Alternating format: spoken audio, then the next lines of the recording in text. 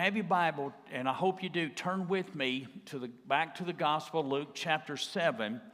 And we're starting a new chapter, and we'll be looking at the first 10 verses. So I'll give you a moment to get there, and I do hope that you have an outline that's been provided there for you. And we're in Luke chapter 7, and we'll be looking at verses 1 through 10.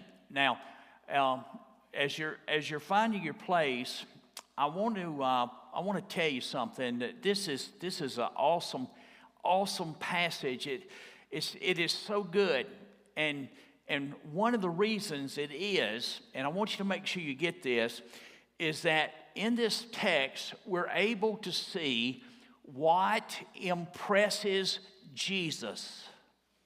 Now, you may not have ever thought of it like this, but think of it like this. What would it take to impress God? How do you impress God? Now let that sink in. If you were going to impress him, what would you tell him? Well, as human beings, see, we're impressed by a lot of things. For example, some folks are impressed by the super rich. They're impressed with a Bill Gates or a Elon Musk. Okay?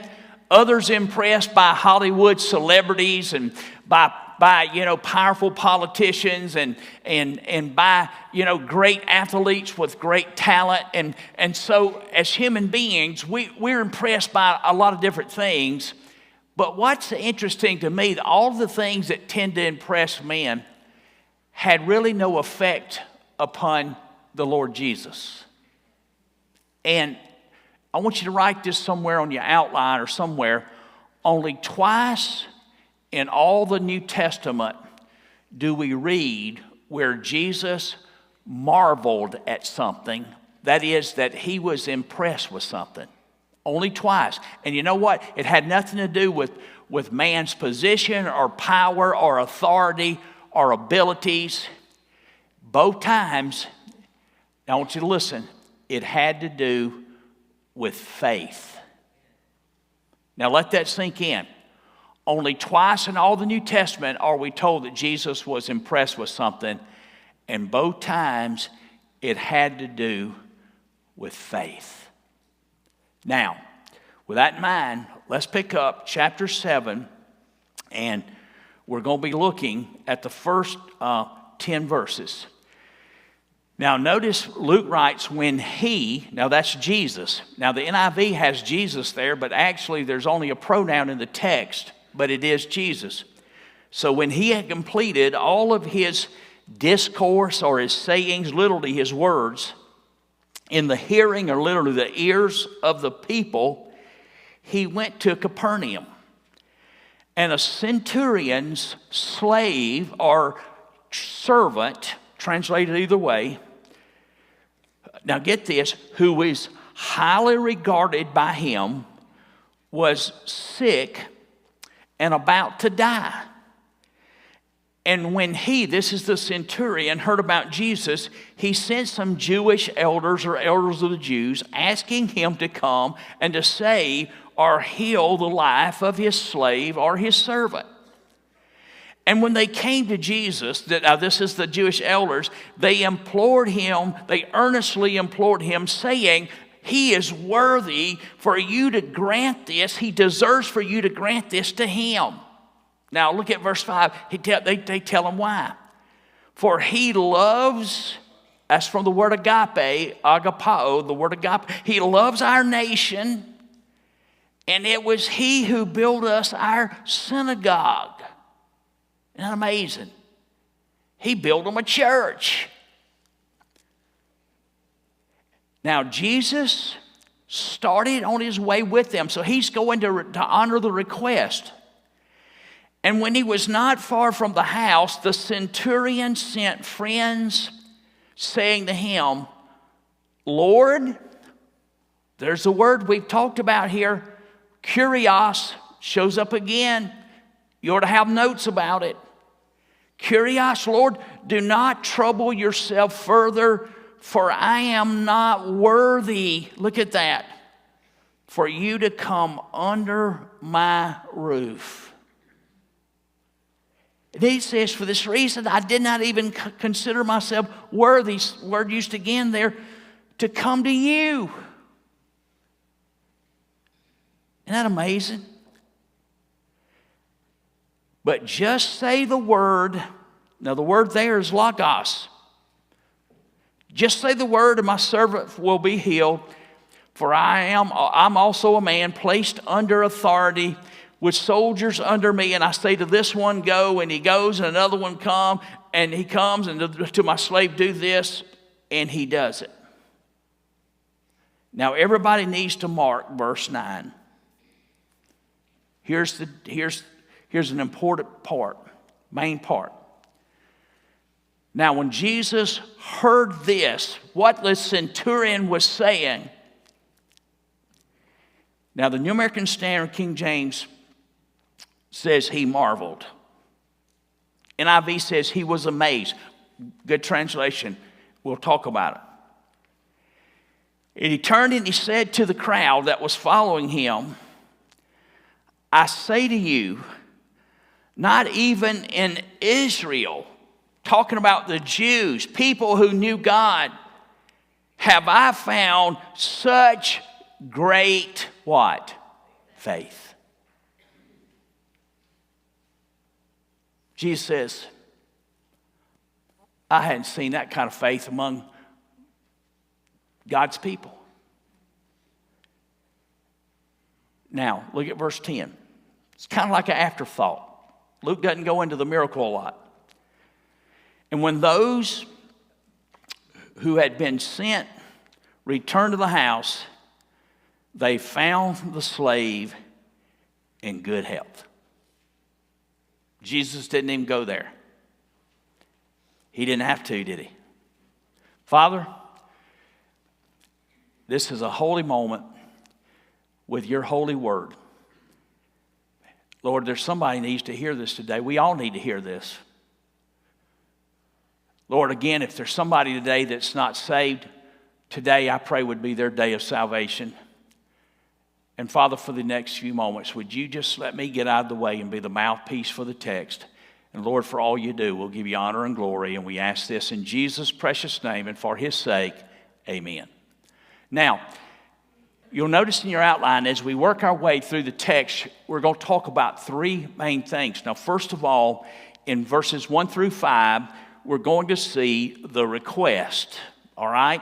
First of all, we see the request. Now, let's begin reading again at verse 1, where Dr. Luke, he really gives us the setting for this wonderful story. So look again at verse 1. Let me read that. Now notice it says, now Jesus, when he had completed all of his discourse, his sayings, his words, in the hearing of the people. Now notice the Bible tells us that he went to Capernaum. Okay? Now, let me tell you this. Capernaum was where Jesus had moved to make his home base, his headquarters for his public ministry. Okay? It was just a fishing village on the northwest shore of the Sea of Galilee, but it's down by the Sea of Galilee. So that means he left his mom up in Nazareth, and now his home base is here by the Sea of Galilee. All right. So there's the setting. Now look at verse 2, and here we're introduced to an unlikely hero. Because notice what we're told. Just the first part. It says, and a centurions. So we're introduced to a centurion. Now let me tell you something. A centurion was not just your ordinary run-of-the-mill soldier in the Roman legions. A centurion was a guy who commanded 100 soldiers. And it has been said that a centurion was the backbone of the great Roman army and the great Roman legions. In fact, one ancient secular historian said this about centurions, that centurions were men of great character, they were men of great courage, and they were men who had great leadership skills. Okay? Now, I want you to remember this. And whenever we meet a centurion in the Bible, in the New Testament, and we meet several, they're always portrayed in a very positive light. Okay? So what I want you to get, this particular centurion was really an unusual and awesome guy. Okay? Now, let's continue reading verse 2. All right? Now, I want you to make sure you get this. And a centurion's slave or servant, it's the word doulos, so it can be translated either way. All right? Who was highly regarded by him, was sick and about to die. Now, Matthew in his gospel tells us this centurion had suffered some kind of paralysis, and he was in great pain. Okay? Very, very painful condition. And Luke tells us here that he's at the point of death. So what he wants us to get, this is really serious. This is not like he's got an ingrown toenail. Okay? Is everybody with me? Now, remember I told you this guy is an awesome guy, very unusual. Well, here's one of the main reasons that he's unusual. Now, look with me again in the middle of verse 2. Now the New American Standard translates it as that this slave who was highly regarded by him. All right? NIV says, whom his master valued highly. The King James says he was dear to him. Or you could say he was precious to him. And the word translated here means to be esteemed, to be honored, to be valuable, to be costly. So the point that Luke wants you to get here is that this centurion, he really cared about his servant that served in his house. Okay? Now, I know somebody's probably sitting out there saying, well, Pastor Jim, well, big deal. Well, you know what? It really is. See, our distance from that first century world, we don't get it, but what I want you to understand, and I want you to make sure that you get this, is that in that Roman world, servants or slaves were considered to be nothing more than things or just pieces of property. In fact, the great philosopher, now listen to this, Aristotle, he even said, he called them living tools and they had no rights. In fact, one ancient writer said the only difference between a slave and an animal is that the slave could talk. And in that Roman world, they had no rights. A Roman could put them to death, and there were no Roman laws. But now let me just tell you this right quick. It wasn't about race like what happened in America in the 1800s. You can't compare what happened in America to what happened in the Bible, because this has had nothing to do with any kind of race. Rome had conquered the world. They made everybody slaves. But what I want you to get here, and I want you to get this, is this centurion, he loved this servant, okay? And he was worried about him because he was about to die. Now, look at verse 3. Now, this is what's amazing. And it really applies to us. Now, when he heard the centurion, when he heard about who? Jesus. Now, wonder how he heard. Luke doesn't tell us. But somebody was telling him about Jesus. Let me ask you, did you tell anybody about Jesus this week? If I said, I'll give $100 to anybody that did it, I wouldn't lose much money. But what if I said, how many people looked at their cell phone this week? How many people watched the ball game? Well, you know what? I watched the ball game and I looked at my cell phone, so I'm with you. But you got to tell people about Jesus. And look what he does here. He sent some Jewish elders. We just talked about this in Sunday school. Elder presbyteros gives us the word Presbyterian. He sent some Jewish elders asking him to come and save or heal the life. Now get this. The life of his slave. So what we see here is this centurion, because he loves his servant, it prompts him to move to get some help. And of all people, he enlists the most unlikely people to help him, and it is some Jewish elders. Okay? Now let's continue reading. Look at verse 4. Now notice it says, and when they came to Jesus, now the New American Standard says they earnestly implored him. Earnestly implored him. King James said they besought him instantly.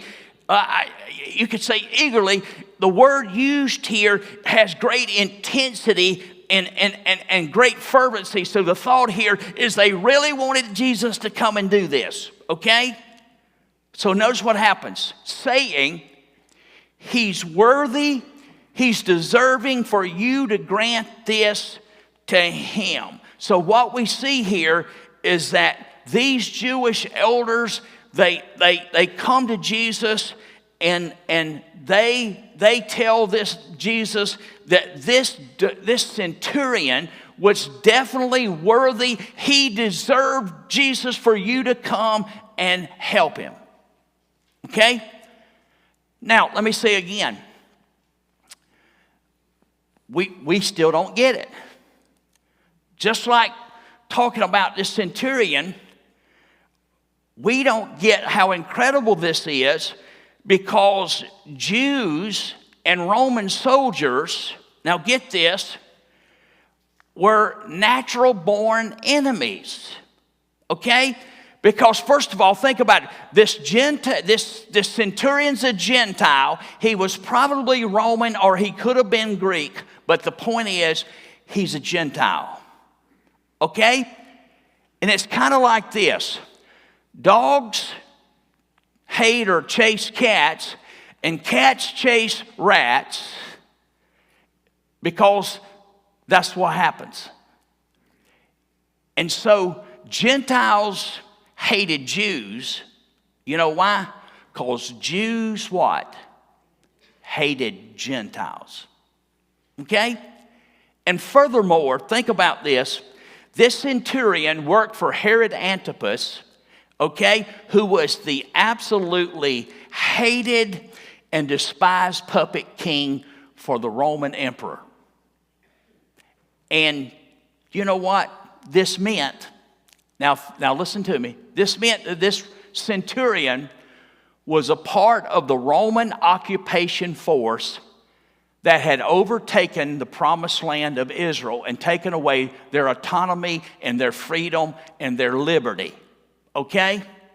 So obviously, it's a very unusual thing to find a Jew who would be willing to help a Roman soldier. Is everybody with me? See, you got to get this stuff. This is amazing for several reasons. Okay? Now, let's look together at verse 5. And here we're given two reasons why the Jews went to bat for this guy and why he's so unusual. Now look at the first part of verse 5.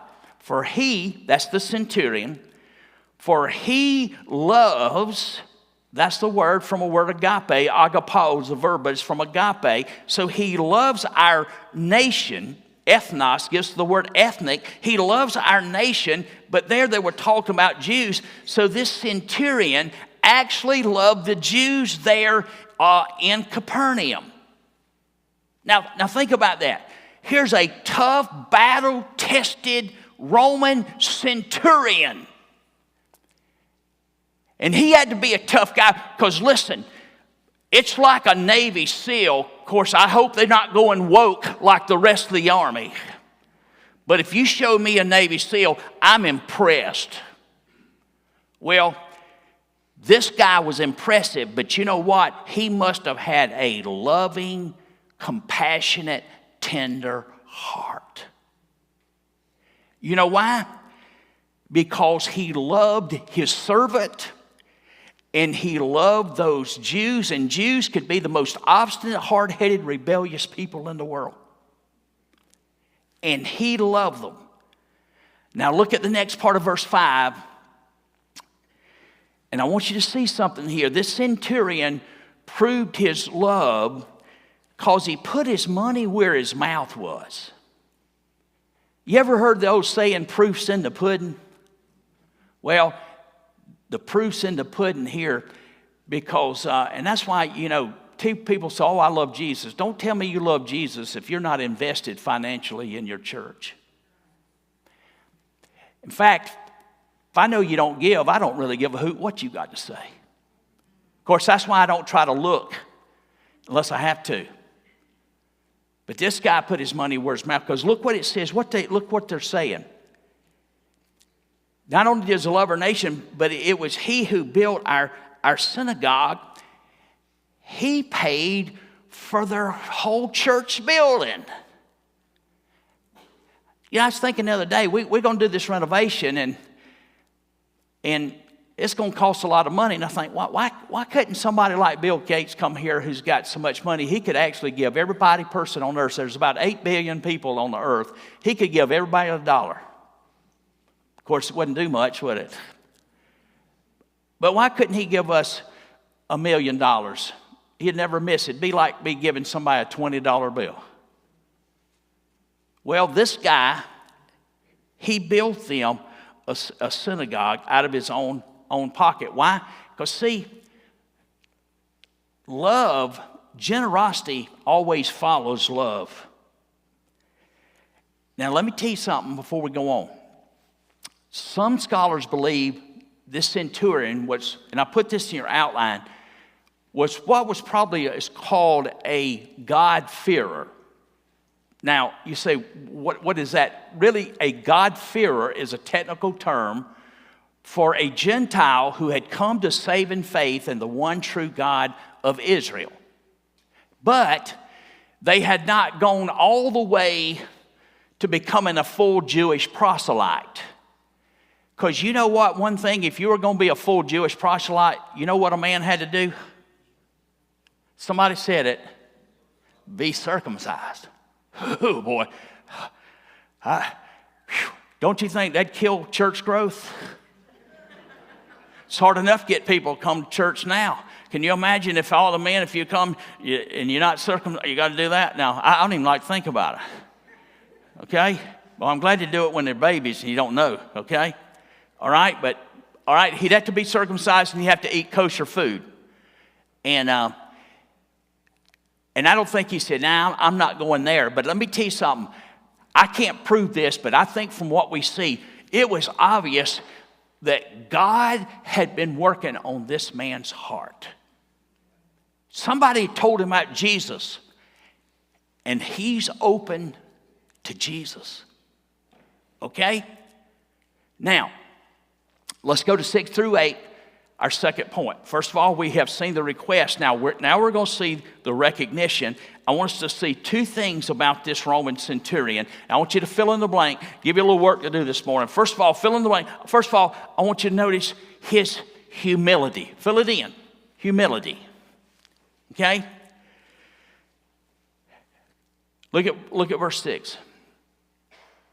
All right? Now, Now, Jesus started on his way with them. And when he was not far from the house, the centurion, now notice this, it's easy to read this and miss this, but the centurion sent friends saying to him, okay? So what we see here is the centurion sends a second delegation out to meet Jesus. Now, he had already had one delegation to go and talk to Jesus and say, come. Now he has a second group go to Jesus, and notice what this centurion tells Jesus through the delegation. But it's the same thing as if he's standing there. Now, please don't miss this. Look at verse 6. Here's what the centurion said to him. He says, Lord. Now, I put that in your outlines, kurios. Okay? No, I didn't. I did it last week. It's kurios. K-U-R-I-O-S. And realize this shows us his great respect, his humility, and really he has great spiritual insight because he calls Jesus Lord. But now, I'm not sure that, I don't think he's quite at the point that when he calls him Lord, that he realizes that Jesus is really Yahweh. He's God in human flesh. He's deity. I don't think he knows that yet, but he does know this, that Jesus is an unusual man, that there's nobody like him, and that God is working through him in a mighty way. See, he knows something different about Jesus. So he tells him, he says, now, Lord, do not trouble yourself any further. Don't trouble yourself further. In other words, don't inconvenience yourself anymore on my behalf. He says, why? For I'm not worthy for you to come under my roof. The word translated here as worthy means to be fit, deserving, sufficient, adequate. And it's actually, and I put this in your outline, it's actually the same word used in Matthew 3:11, where John the Baptist, he said, when he's talking about Jesus, do you remember what he said? There's one coming after me. He said, and I'm not even worthy to reach down and untie his shoelaces. Okay? Now, that's the same word that the centurion uses. He says, I'm not worthy.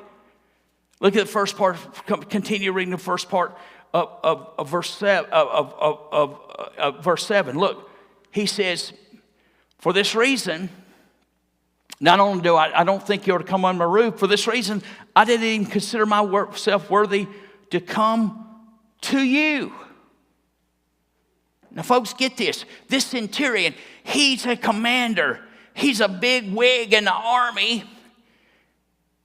He has position and power, and he tells this Jewish poor rabbi named Jesus, he says, I'm not even worthy for you enough to come to my home, and I'm not even worthy enough to stand in your presence.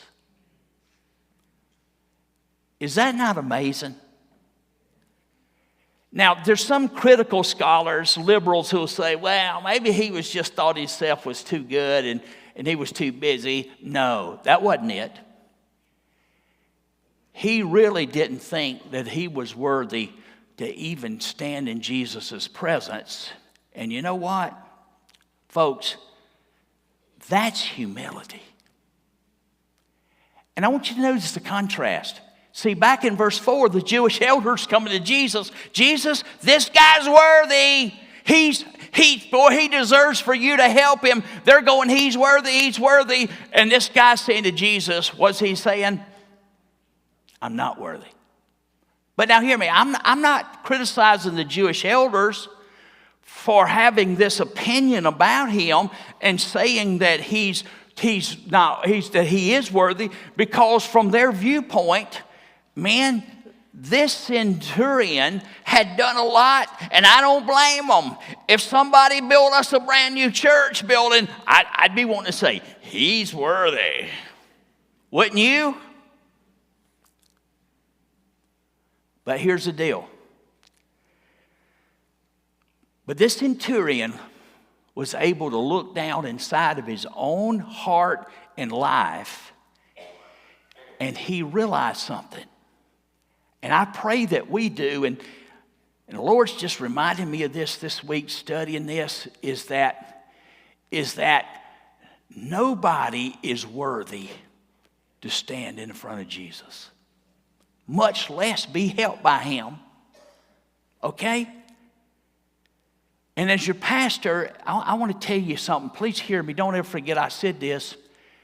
And this includes me, that we all need a fresh dose of humility in our lives. Because here's the deal. God absolutely hates pride and arrogance, because that's what made the devil the devil. Pride will get you in more trouble with God quicker probably than any other sin, because God hates it. And see, as Americans, people will tell you our own where we kind of have this attitude, we kind of think it's all about us. Because let's be honest, we get mad if we have to wait more than 5 minutes at the drive-thru. Because we're entitled. It's about me. And we need to be humble. So first of all, this centurion has a lot of humility. Now second of all, now fill this in, this guy has a lot of faith. And this is really the great theme and key to this whole passage, this story. Now look at the next part of verse 7, and this is wonderful. Look what happens. Don't miss this. Now he's already said, don't come to my house. I can't even come in your presence. But look what he says here. He says, now get this, but just say the word, and my servant will be healed. Verse 8, for I also am a man placed under authority with soldiers under me, and I say this to one, go, and he goes, and to another, come, and he comes, to my slave, do this, and he does it. So folks, make sure you get this. This centurion, first of all, he had the faith to recognize and to realize this truth. Now listen to me. Everybody listen to me. Everybody look up here and see this. He had enough faith to recognize that Jesus did not have to literally, physically come to his house and touch his slave. Why? Because he understood the truth and the reality, now listen to me, of authority and delegating that authority. And you see, that's why he used his own life situation as an illustration to make the point, because he sent word to Jesus. He says, I'm under authority, but I also have soldiers and slaves under me, and I tell them to do stuff, and I don't have to be there to see it get done. Because if I tell them, guess what? Boom, it's going to get done. You out there, have you ever been a boss over people? Isn't it wonderful to have employees you don't have to watch, and they work hard and they do what they're supposed to do? Isn't it wonderful to have that kind of people? Well, see, now make sure you get this. This guy realized that like in the physical world, he had authority to get things done. Now everybody listen to me, because the devil doesn't want you to hear this. This guy realized that Jesus had authority in the unseen, invisible, spiritual world. He realized that all Jesus had to do was say the word, and his servant would be healed. You know what? That's faith. Now, this brings us to 9 and 10. Boy, I'd like to say more, but I got to go on. Brings us to 9 and 10, our third point. Now, thus far, we've seen the request. We've seen the recognition. Now, thirdly, we're going to see the response. Don't miss this. Now, my verse 9's in brackets. Part of it's highlighted and underlined. Because look what happens. Now, when Jesus heard this, what do you mean he heard this? He heard what all the centurions said. When he heard this, the New American Standard says, King James said he marveled. NIV says he was amazed. You could say he was astounded. Now, put this in your outline. This is the word thaumazo. Word thaumazo means to be surprised. It means to be amazed. It means to wonder, to be astonished. I mean, it means to marvel. I mean, it's a word speaks of amazement. Now look what Jesus says. He marveled at him and turned and said to the crowd. You want to make sure people got this. That was following him. I say to you, not even in Israel have I found such great what? Faith.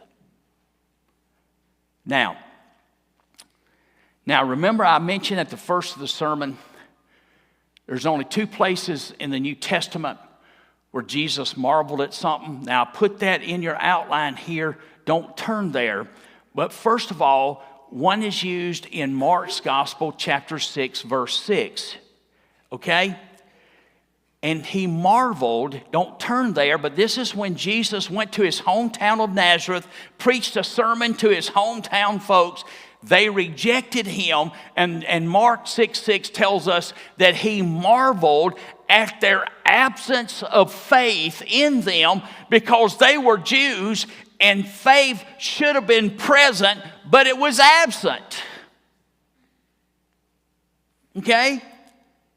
And the second part is here Jesus marvels at this Gentile centurion soldier because he believed he had great faith in place that it shouldn't have been. It should have been absent. It was present. And Jesus marveled at this guy because, you see, Gentiles did not have a history of God working in their past the way the Jews did.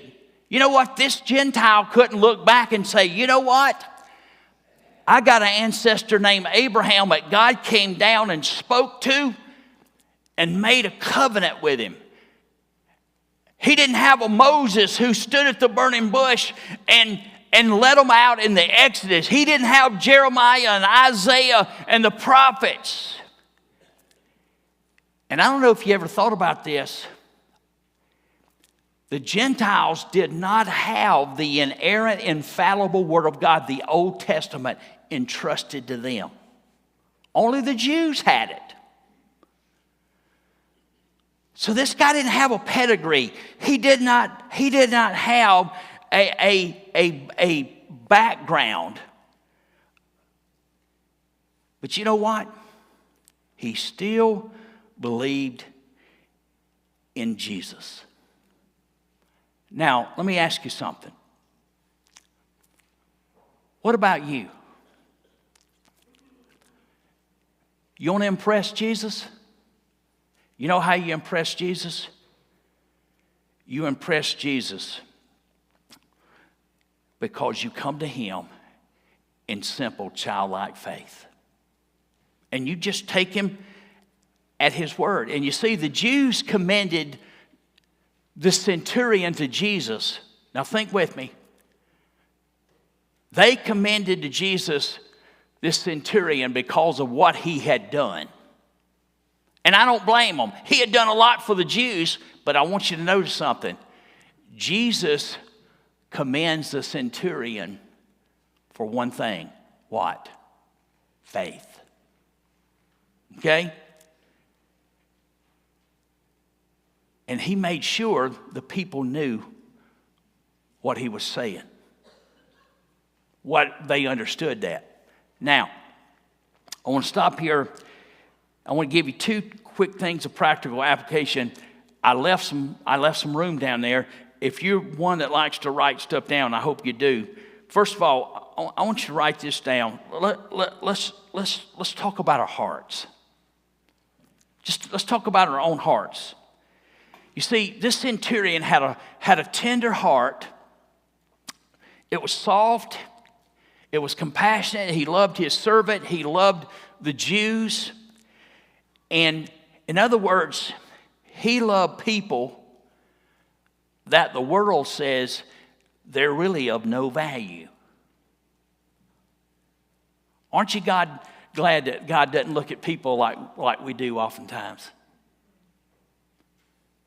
And let me tell you something. Never forget that faith grows best in a tender, soft heart. And see, one bad thing that can happen as you grow and get older as a Christian, we can get hard-hearted and mean. And we can get critical and we can be unreceptive. And you got to understand, we always got to have soft hearts and be able to see where God's working, because he's always working. He's still working until Jesus comes back. He's working here in this church. We're seeing kids get saved. We're seeing God do things. You just have to have the eyes to see. So first, we need soft, tender hearts. Now second, I got to throw this in. We need humility. I want to say it again. Because great faith in Jesus cannot coexist with great pride. He wants us to be loving, but he wants us to be humbled. Because, see, when you're humble, you're able to do what Jesus does. See, you know the reason more people don't come down this aisle and do what he says? Because we might think somebody might think something about us. But when you get broken and you're humbled, then it'll allow you to do what Jesus wants to do in your life. Now, very quickly, let's look at verse 10. Now, I want you to notice something here, that Luke doesn't really give a lot of attention to the miracle, and it's almost like it's an afterthought that he just tacks on to the end, because he's talking about Jesus and having this great faith. But look at verse 10. And then he says, when those who had been sent returned to the house, they found the slave, now listen to this, in good health. He was healed. Now, I wish you could tell us more, don't you, about what happened. But you know why he doesn't really go into that? Because that's not really the main thing here. In fact, I always like to remind people that this guy would one day again get sick and die. So the point here, the story, is not physical healing. It's having faith in Jesus. Why? Because faith in Jesus can take a lost soul and save him for all eternity. And so Jesus is interested in our faith. And that's exactly why he turns to the crowd and his disciples and all that are with him and says, do you see this guy? He has great faith. And you know something, folks? I got to hurry. I'm taking too much time. But let me just say this. This really applies to us, because this guy had never seen Jesus. We hadn't either. But you don't have to have faith in him. You know why? Because we can trust his word. Just like he did. You can trust him to save you. And you can trust him to keep you saved and keep you in his hands till he brings you home to heaven. But you know what? It all begins with faith. But see, faith alone saves. But remember, but saving faith is never alone. It's always demonstrated by good works, obedience, fruit.